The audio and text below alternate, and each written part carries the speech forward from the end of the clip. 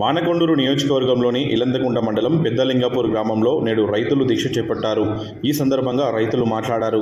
రంగనాయక సాగర్ నుండి వచ్చే package number 11/6 కాల్వ పనులు మధ్యలోనే ఆగిపోయాయని, దీంతో పంటలకు నీరు అందక ఎండిపోతున్నాయని రైతులు ఆవేదన వ్యక్తం చేశారు.